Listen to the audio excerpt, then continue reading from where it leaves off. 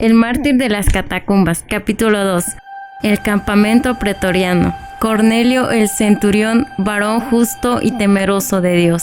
Marcelo había nacido en Gades y se había criado bajo la férrea disciplina del ejército romano. Había estado en destacamentos en África, en Siria y Bretaña, y en todas partes se había distinguido, no solamente por su valor en el campo de batalla, sino también por su sagaz habilidad administrativa. Razones estas por las cuales se había hecho merecedor de honores y ascensos. A su llegada a Roma, a donde había venido portando importantes mensajes, había agradado al emperador, de tal manera que le había destinado a un puesto honorable entre los pretorianos. Lúculo, por el contrario, jamás había salido de las fronteras de Italia, apenas quizá de la ciudad. Pertenecía a una de las antiguas y nobles familias romanas y era, naturalmente, heredero de abundantes riquezas. Con la correspondiente influencia que lo acompaña, había sido cautivado por el osado y franco carácter de Marcelo, siendo así que los dos jóvenes se convirtieron en grandes amigos. El conocimiento minucioso que poseía Lúculo de la capital le deparaba la facilidad de servir a su amigo. Las escenas descritas en el capítulo precedente fueron en una de las primeras vistas que Marcelo hacía al renombrado Coliseo. El campamento pretoriano estaba situado junto a la muralla de la ciudad, a la cual se hallaba unido a otra muralla que lo circundaba. Los soldados vivían en cuartos a modo de celdas perforadas en la pared. Era un cuerpo integrado por numerosos hombres, cuidadosamente seleccionados, y su posición en la capital les concedió tal poder e influencia que por muchas edades mantuvieron el control del gobierno de la capital. Un puesto de modo entre los pretorianos significa un camino seguro hacia la fortuna, y Marcelo reunía todas las condiciones para que se le augurara un futuro pletórico de perspectivas y todos los honores que el favor del emperador podía depararle. A la mañana siguiente, Lúculo ingresó a su cuarto y después de haber intercambiado los saludos usuales y de confianza, empezó a hablar respecto a la lucha que habían presenciado. Marcelo dijo: tales escenas no son de las que en verdad me agradan, son actos de crasa cobardía. A cualquiera le puede complacer el ver a dos hombres bien entrenados turbarse en pareja, lucha limpiamente, pero aquellas carnicerías que se ven en el Coliseo son detestables. ¿Por qué había de matar a Márcer? Él era uno de los más valientes, y yo tributo todo mi homenaje a su valentía inimitable. ¿Y por qué se ha de arrojar a las fieras salvajes, a aquellos ancianos y niños? Esos son unos cristianos, y la ley es sagrada e inquebrantable. Esa es la respuesta de siempre. ¿Qué delito han cometido los cristianos? Yo me he encontrado con ellos por todas partes del imperio, pero jamás los he visto entregados ni comprometidos siquiera en perturbaciones o cosas semejantes. Ellos son lo peor de la humanidad. Esa es la acusación. ¿Pero qué pruebas hay?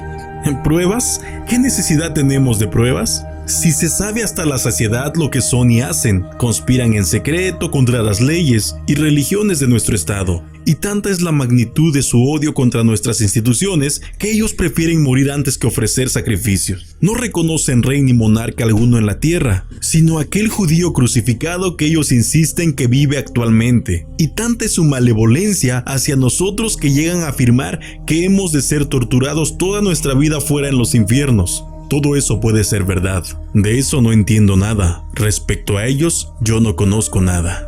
La ciudad la tenemos atestada de ellos. El imperio ha sido invadido. Y ten presente esto que te digo. La declinación de nuestro amado imperio que vemos y lamentamos por todas partes es consecuencia de que se haya difundido la debilidad y la insubordinación, la contracción de nuestras fronteras. Todo esto aumentó conforme aumentaron los cristianos. ¿A quién más se deben todos estos males sino a ellos?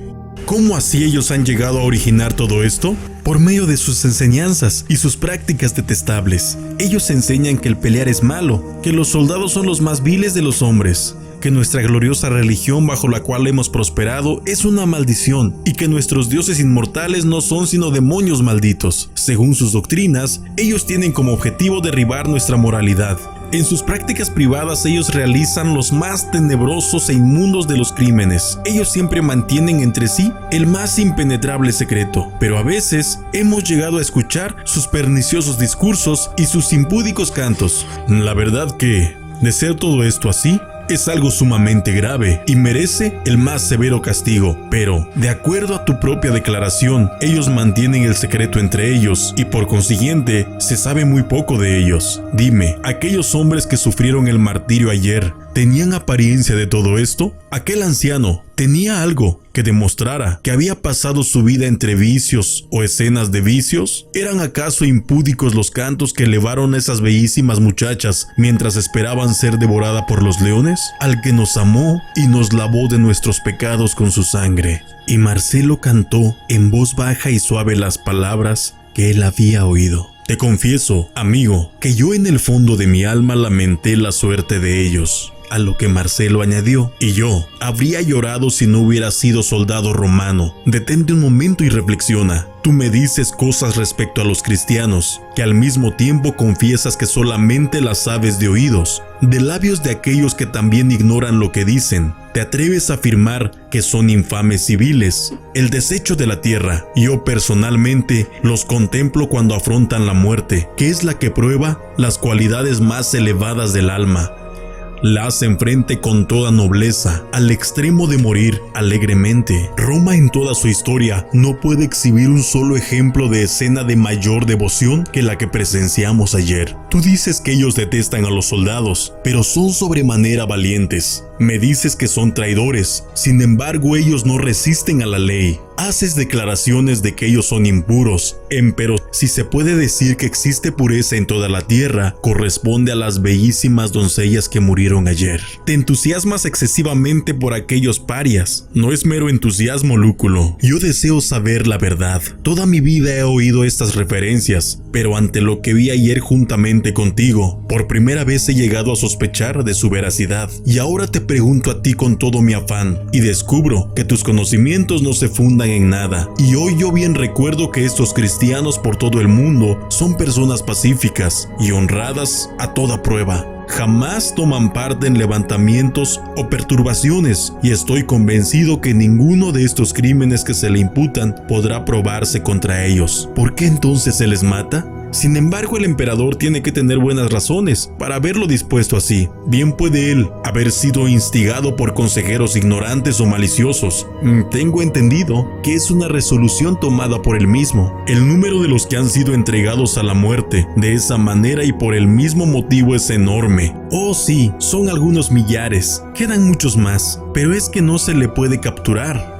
Y precisamente eso me recuerda la razón de mi presencia acá. Te traigo la comisión imperial. Lúculo extrajo de los dobleces de su capa militar un rollo de pergamino, el cual entregó a Marcelo. Este último examinó con avidez su contenido. Se le ascendía a un grado mayor, al mismo tiempo que se le comisionaba para buscar, perseguir y detener a los cristianos en donde fuera que se hallasen ocultos, haciendo mención en particular de las catacumbas. Marcelo leyó con el ceño fruncido y luego puso el rollo a un lado. No pareces muy contento. Te confieso que la tarea es desagradable. Soy un soldado y no me gusta eso de andar cazando viejitos débiles y niños para los verdugos. Sin embargo, como soldado debo obedecer.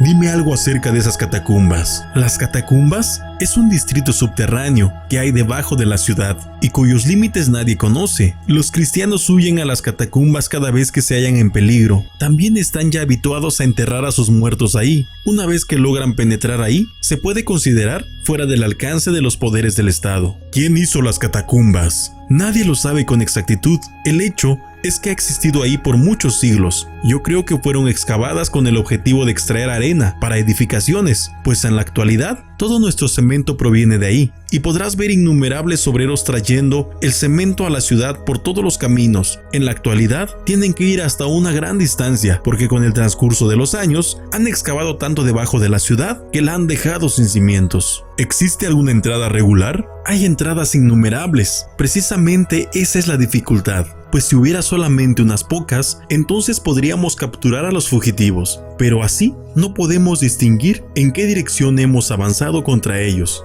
¿Hay algún distrito de la cual se sospecha? Sí, siguiendo por la vía Apia, como a 2 millas, cerca de la tumba de Cecilia Metella, la gran torre redonda que conoces. Ahí se han encontrado muchos cadáveres. Hay conjeturas que esos son cuerpos de cristianos que han sido rescatados del anfiteatro y llevados allá para darles sepultura. Al acercarse los guardias, los cristianos han dejado los cadáveres y han huido. Pero después de todo, eso no ayuda en nada, porque después que uno penetra las catacumbas, no puede considerarse que está uno más cerca del objetivo que antes. No hay ser humano que pueda penetrar a aquellos laberintos sin el auxilio de aquellos que viven ahí mismo. ¿Quiénes viven ahí? Los excavadores, que aún se dedican a cavar la tierra en busca de arena para las construcciones. Casi todos ellos son cristianos y siempre están ocupados en cavar tumbas para los cristianos que mueren. Estos hombres han vivido ahí toda la vida y no solamente se puede decir que están familiarizados con todos aquellos pasajes, sino que además tienen una especie de instinto que les guía. ¿Alguna vez has entrado en las catacumbas, verdad? Una vez.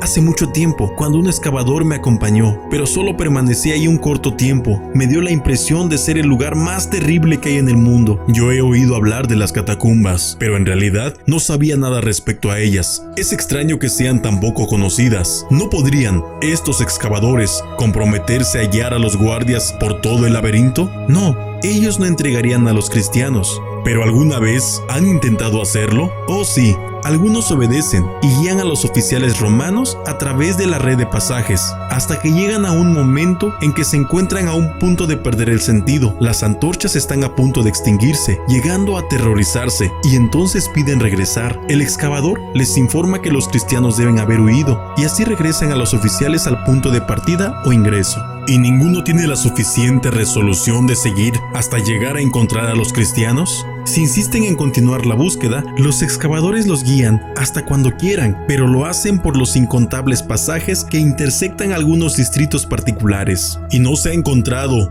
uno solo que entregue a los fugitivos? Sí, algunas veces, pero ¿de qué sirve? A la primera señal de alarma, todos los cristianos desaparecen por los conductos laterales que se abren por todas partes. Mis perspectivas de éxito parecen muy pocas. Podrían ser muy pocas, pero mucha esperanza se tiene cifrada en tu osadía y sagacidad. Pues si llegas a tener éxito en esta empresa que se te comisiona, habrás asegurado tu fortuna. Y ahora, buena suerte. Te he dicho todo lo que yo conozco. No tendrás dificultad en aprender mucho más de cualquiera de los excavadores. Eso decía Lúculo al mismo tiempo que se marchaba. Marcelo hundió el rostro entre sus manos y se sumió en profundos pensamientos. Empero, en medio de su meditación, le perseguía como envolviéndole la letra cada vez más penetrante de aquella gloriosa melodía que evidenciaba el triunfo sobre la muerte, al que nos amó y nos lavó de nuestros pecados.